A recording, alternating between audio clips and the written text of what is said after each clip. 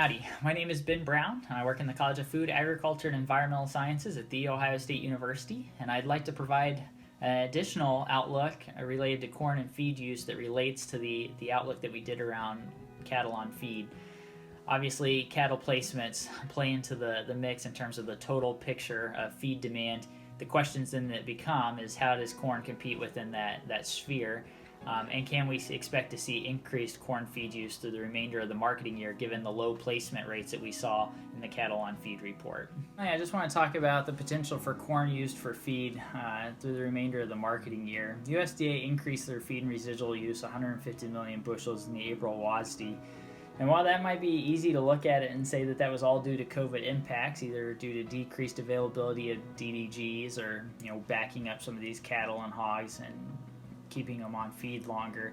We also had the March 1st stocks report, which provided us 173 million bushel surprise, or we had 173 million bushels less than what we thought we did. This can be due to a couple of reasons. One, we didn't have as much in the 2019 crop as what we thought we did, which is possible given the challenges in harvesting in the upper plains. Or it could actually mean that we did have robust feed demand in the second quarter. And I think that's possible too, given the fact that we had some places around the country with high moisture corn that went in the bin. It got fed. We had low moisture corn in some places and it got fed. Plus, we just had more corn than what we thought we did and prices returned down to normal. So when we have these market surprises, USDA tends to put them in the feed and residual use category because that's the only category where we don't have reports for, and so it kind of is the catch-all, if you will. And so that's, it made up part of that, right? But then the remainder is increased demand for corn due to some of these challenges we're seeing with COVID-19. This is where the old phrase, the cure for low prices is low prices, and we see corn becoming more competitive with other feedstuff products. And I've tried to represent this in this bottom graph. Certainly this isn't all other feedstuff products, and it's certainly not I haven't made any conversion for protein content.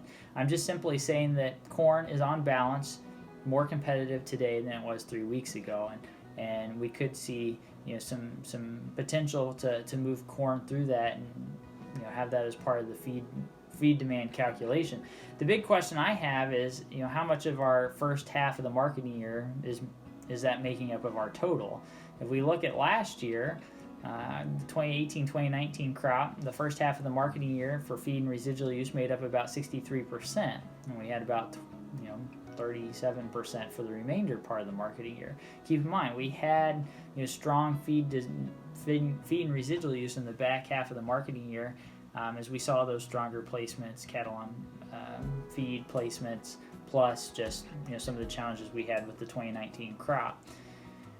Looking at this year, I think I see, I'm expecting something more similar to our 5-year average, where we're somewhere around 68, 69, 70% during the first half, 30, 31, 32% in the second half. However, that still gets us well above where USDA is at the current point.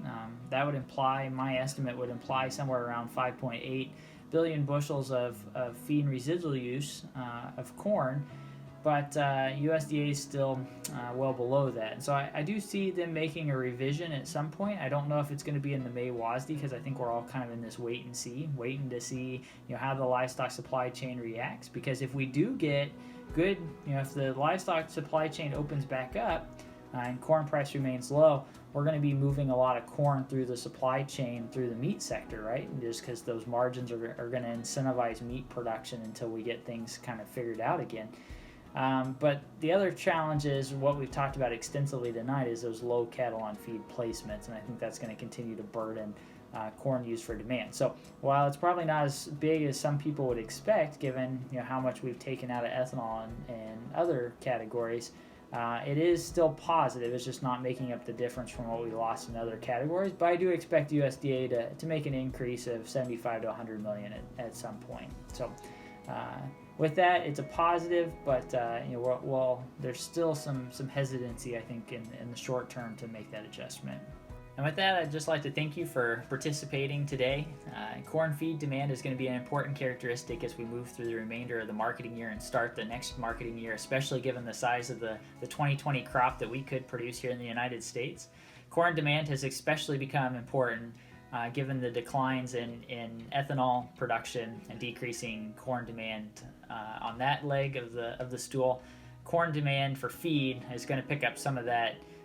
The extent is that we don't know, but we hope that it's large enough to help mitigate some of the losses from other areas of the corn demand picture. And as always, you can find more information about our market outlooks and farm management tools and ag law at farmoffice@osu.edu. And we look forward to seeing you around the state of Ohio soon. Thanks.